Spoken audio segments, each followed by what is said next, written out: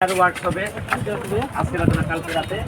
এখানে আতশবাজি হবে, আবার এখানে চারদিকে দেওয়া হবে, ফ্ল্যাগ দেওয়া হবে, তারপর থেকে হেভি লাইটিং হবে কালকে। এটা একটা ফ্যান্টাস্টিক হবে।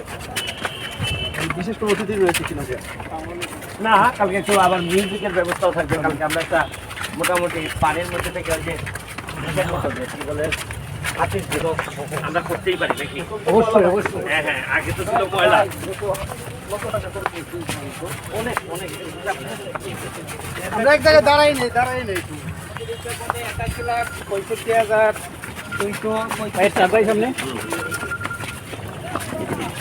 একটু দূরে যান না, কালকে এই জায়গাটা তো পাইয়ে গেছে। ওয়ার্কস হবে, ফায়ার ওয়ার্কস মানে হলো আতশবাজি, যেটা পুরো আকাশ জুড়ে আমরা আলোকিত করতে চাই। আর বিকাল থেকে আমাদের নামাজ শেষ করেই এখানে আমরা মিউজিকের একটু গান হবে একটু এমনি আগামীকাল আর লাইটিং থাকবে। আমরা হেভি লাইটিং করার ব্যবস্থা করছি, রাতে যেন একটা স্পেশাল লুক থাকে। বুঝলেন, মানে মানুষকে বিশ্বাস করানোর আগে তো আপনাকে একটু দেখাইতে হবে যে আমরা আসলে কি বানাই। খালি বক্তব্য দিয়ে গেলাম যে পর্যটন নগরী করবো, কিন্তু আপনারা কোনো কিছু দেখলেন না। যে আমি চাই যে সোনারগাঁ মাধবপুরের মানুষ আস্তে আস্তে দেখুক যে আমি আসলে কি বানাইতে চাচ্ছি। দেখেন, জাস্ট পানি আসার আগ পর্যন্ত কিন্তু এক রূপ ছিল। পানি আসার পর আপনি সন্ধ্যার পর এখন আপনার বসতেই ভালো লাগবে, কারণ এমনিতেই তো আমাদের আনন্দ করার মতো কিছুই নেই, খালি যন্ত্রণা, খালি সমস্যা। তো আমি চাইতেছি এগুলা থেকে বেরোয় আইসা একটা নতুন একটা চিন্তাভাবনা দিয়ে আমরা সোনারগাঁ মাধবপুর শুরু করতে চাই। আর আপনাকে বুঝতে হবে যে সারা বাংলাদেশের মধ্যে মোটামুটি আমি সবচেয়ে বেশি ব্যবধানে পাস করছি, সবচেয়ে বেশি ভোট আমাদের দিছে। সুতরাং আমার কাজকর্ম, আচার আচরণ, আমার কলিজাটাও সেই রকমই বড় হওয়া উচিত। মানুষকে আমি বলছি যে আমার 8 ঘন্টা পাহারা দেন, আমি আপনাদেরকে আগামী 5 বছর পাহারা দিয়ে রাখবো, পাহারাদার হিসাবে থাকবো। এখন আমি তাদের সব কিছুর পাহারাদার হিসাবে আছি। তাদের উন্নয়ন, তাদের পরিবেশ, তাদের সংস্কৃতি যা যা আছে সব কিছু ধরে রাখার দায়িত্ব এখন আমার। আর আরেকটা বিষয় হচ্ছে গিয়ে যে এত বেশি বরাদ্দ জননেত্রী শেখ হাসিনার সরকার থেকে আমি পাইতেছি, এবং আমার আশ্চর্য লাগতেছে যে এর আগের বরাদ্দগুলো কোথায় ছিল, কীভাবে খরচ হয়েছে। নাইলে আমি মাত্র 4.5 মাসে প্রায় 29-30 কোটি টাকা বরাদ্দ অলরেডি চলে আসতেছে। আমার রাস্তাঘাটের জন্য 25 কোটি আসতেছে। আপনারা জানেন যে এগুলোর জন্য বিভিন্ন সময় বিভিন্ন একজন এমপি তো আমার নামে বিচারি দিয়ে বসছে সংসদ ভবনে, এই সংসদে। তো এরা, আমি জানি না যে এই মানসিকতা আসছে কীভাবে যে জনগণের টাকার হিসাব আমি জনগণকে দিব। এতে অপরাধের কী আছে, নাকি না লুকানোর মধ্যে কোনো আনন্দ আছে? আমি জানি না এই আনন্দটা কী। আমি আমার এলাকার যারা ইয়াং আছে তাদেরকে একটা টেন্ডেন্সি শুরু করতে চাই যে রাজনীতি করলে দুর্নীতি ছাড়েন,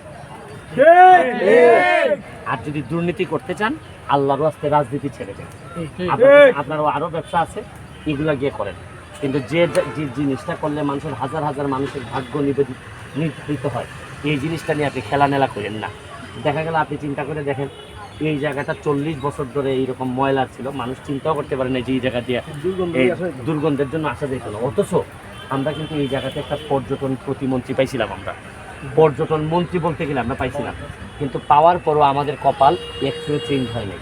অথচ আমি তো দেখেন, আমি তো মন্ত্রীও না, আর বলতে পারেন যে আমি দুর্বল এমপি। তো দুর্বল এমপি, স্বতন্ত্র এমপি, তাতেও তো আপনি দেখেন যে কীভাবে আমি পরিবর্তন করতেছি। তবে জেনে রাখেন যে আর আগামী 4 বছর আছি, তো আমি এই 4 বছর যদি বেঁচে থাকি তাহলে বহু জায়গায় হাত পড়বে, বহু জায়গা বদলে যাবে। কারণ আমি তো বলছিলাম যে জন্মের পরে যে জন্মস্থান আমি পাইছি, মৃত্যুর আগে এর চেয়ে ভালো জন্মস্থান রেখে যাবো। আপনাদের সবাইকে আমি অনুরোধ জানাই যে যে যার জায়গা থেকে, কেউ হয়তো ইউটিউবার, কেউ হয়তো ফেসবুকার, কেউ হয়তো এই আপনারা বিভিন্ন কাজে সমাজ সেবা করতেছেন, আপনারা সবাই আসেন। আমি নিজে যদি 2 নাম্বার হয়ে না থাকি, আমি যদি অসৎ হয়ে না থাকি, তাহলে আমার হাতকে শক্তিশালী করেন। আমরা সবাই মিলে সাধারণ নির্যাতিত নিপীড়িত মানুষের পক্ষে একটা শক্তি হয়ে আমরা দাঁড়াই। এবং আমার একটা বিশ্বাস, এই যারা সত্যিকারের সত্যকে ধারণ করে তারা যদি একত্রিত হয়, ওই অসৎ লোক, অসভ্য লোক, দুর্নীতিবাজেরা কোনোদিন টিকতে পারবে না।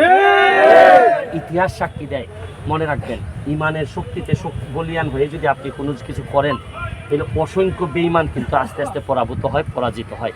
এটা আমরা করে ছাড়ি। Thank you. এইটা সব দেখুন ভাই,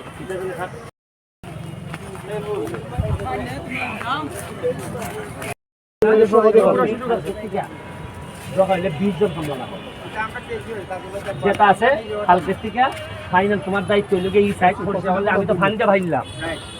কচুরি বানাগুলা নিবা কম মামা এখন কম আর দিন খালি বাড়বো এখন হইব টানতে সুবিধা হইব তুমি কালকে শুকে গেলে কঠিন হয় কালকে থেকে কালকে না পরের দিন দিয়া কালকে থেকে না দামা কই ও হালকা দামাগাতে কেন হইব তোমার কিনতে তো বুঝতা না এই সাইড তুমি কালকে সকাল থেকে আজকে শুক্রবার গেল কালকে সকাল থেকে লোক লাগাইতো টাইনা টাইনা এরা খালি আমার ওই যে জাহাজে উপরে নিতো না এই সাইডে নিতো কোনটা ভালো হইব এই সাইডে নিলে আবার আইবো বাইনে নিব উচ্চতল দিব আচ্ছা এখন আমারে একজনে সেটাই একবারে শেষ মাথা পর্যন্ত লই যাবে দেখাই ভাই কোনায় কোনায় এটা কি মোটরসাইকেলে যাওয়ার না স্পিড বোটে দিয়ে এখান থেকে না, যেত না।